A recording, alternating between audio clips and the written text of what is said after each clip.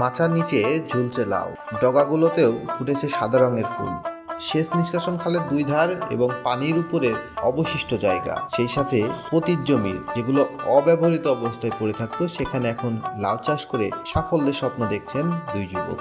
দীর্ঘ 1 কিলোমিটার খালের পাড়কে কাজে লাগিয়ে সাব্বির ও সুজন করছেন লাউ চাষ।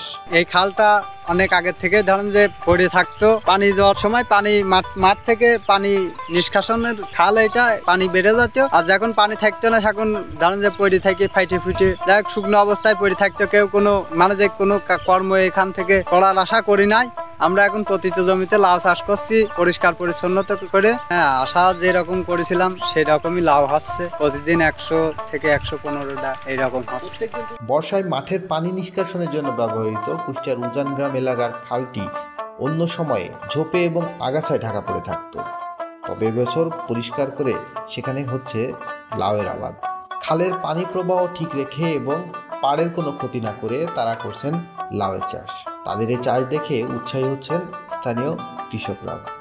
জায়গাটা পতিত জমি, পানি নিষ্কাশনের জায়গা পড়ে থাকতে বলছেন। যদি সরকার ভালোভাবে কিছু সহযোগিতা করে তাহলে হয়তো আমাদের অনেকটা সুবিধা হয়। লাউ চাষে কীটনাশকের পরিবর্তে কৃষি অফিসের পরামর্শে তারা জৈব পদ্ধতি ব্যবহার করছেন। এই খালের উপরে আমরা লাউ চাষ করাইছি। আমরা এই পতিত জমিতে লাউ চাষ করার জন্য যশোর অঞ্চলে টেকসই কৃষি সম্প্রসারণ প্রকল্পের আওতায় থেকে তাদেরকে আমরা বিভিন্ন উপকরণ দিয়েছি এবং উপকরণের আওতায় এই প্রদর্শনী বাস্তবায়ন করা হচ্ছে। একদিকে যেরকম নিরাপদ সবজি উৎপাদন করছি, পরিবেশ দূষিত থেকে মুক্ত হচ্ছে, কৃষকের স্বাস্থ্য ভালো থাকছে এবং বাজারে আমরা যারা ভোক্তা তারা কিন্তু নিরাপদ সবজি গ্রহণ করতে পারছি। সেই সাথে তাদের চাষে উৎসাহী এবং বিভিন্ন উপকরণ দিয়ে সহায়তা করছে যশোর অঞ্চলের টেকসই কৃষি সম্প্রসারণ প্রকল্প। পতিত জমি ব্যবহারের আওতায় আনতে যশোর অঞ্চলে টেকসই কৃষি সম্প্রসারণ প্রকল্প কাজ করছে। কুষ্টিয়া সদর উপজেলায় আমাদের 2জন কৃষক ভাই আছেন।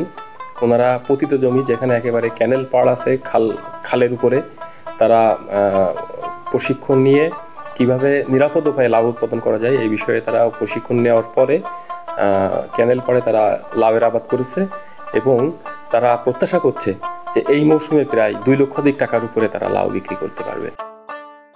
এমন উদ্যোগ নিলে পতিত জমির ব্যবহার বৃদ্ধির পাশাপাশি আর্থিকভাবেও লাভবান হওয়া যাবে বলে মনে করেন সংশ্লিষ্টরা।